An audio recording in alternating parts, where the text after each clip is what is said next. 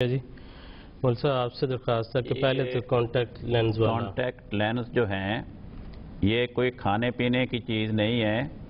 نہ ہی اس سے بھوک ختم ہوتی ہے نہ اس سے پیاس ختم ہوتی ہے، اس لیے یہ ان چیزوں میں شامل نہیں ہوتے جن کے نتیجے میں روزہ ٹوٹ جاتا ہے۔ تو کانٹیکٹ لینز لگانے میں کوئی حرج نہیں، روزے پہ اس کا کوئی اثر نہیں ہوتا۔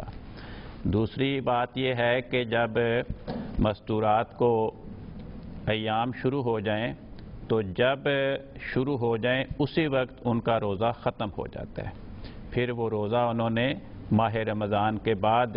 جب انہیں توفیق ہو اس وقت یہ چھوٹے ہوئے روزے پورے کرنے ہوتے ہیں۔ مول صاحب ایک